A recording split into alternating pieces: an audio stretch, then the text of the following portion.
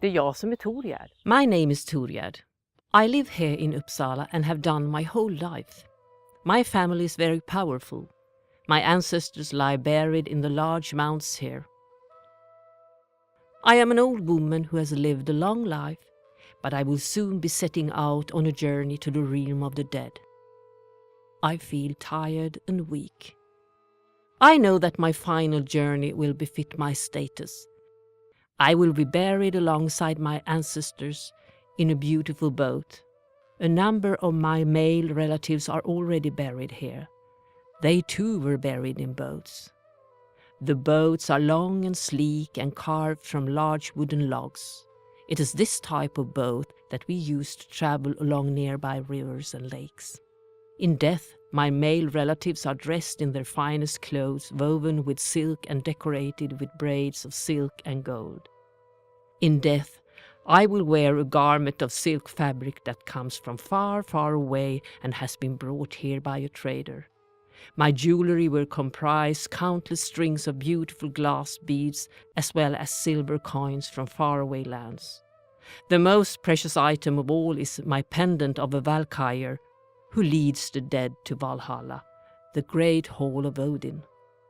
I also want to take to the realm of the dead my large dog, which has served me so faithfully for many years.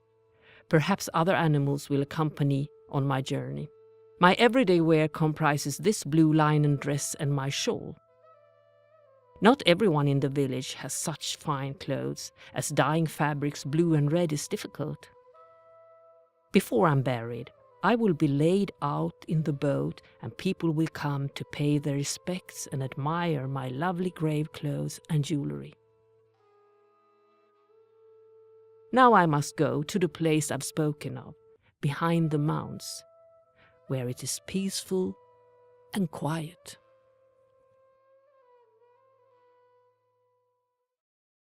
That was the story of Torgerd and the life she might have once led. We know that more than 1,000 years ago, a woman was buried near the royal manor here in Gamla Uppsala. She was laid to rest in splendid clothing in a slender boat about 5 meters long. The woman's costume featured 11 different types of fabric, including silk. At that time, silk was as valuable as gold. Just now we saw Torgerd wearing what is possibly her everyday clothing, a blue linen dress and a woolen shawl. Here we see Torgerd in her grave clothes.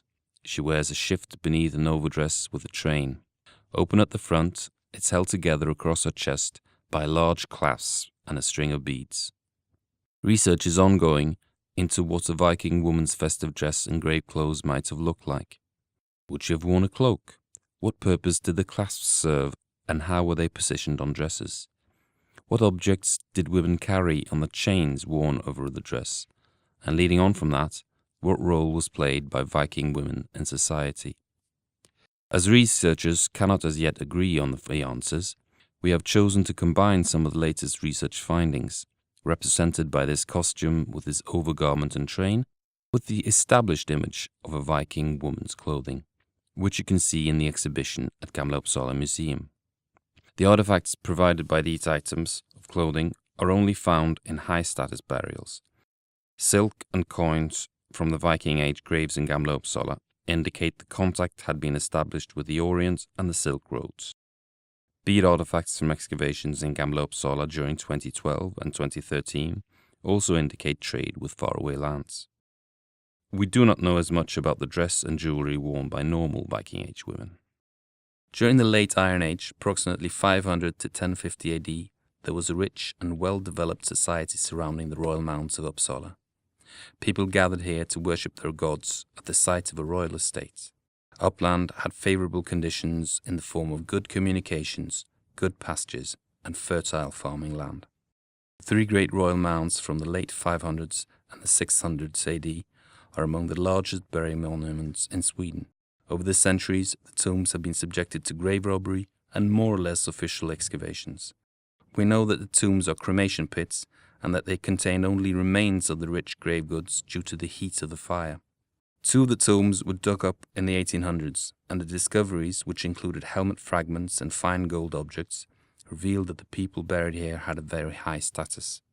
Our knowledge of the Old Norse religion comes primarily from Icelandic literature, and they're mostly from the Prose Edda of Snorri Sturluson. Archbishop Adam of Bremen also wrote about what happened during the blood sacrifices, a large event that took place in the sacrificial groves north of the burial mounds, and what happened during the change of religion in central Sweden in the 10th and 1100s. The true centre of power of the time was likely the royal estate, situated on two partly man-made terraces, roughly north of the church that now stands there. The royal estate, which was surveyed by archaeologists, has been dated to approximately 600 to 800 AD. It was an impressive 50-metre-long manor house with sturdy walls. This may well have been the king's residence.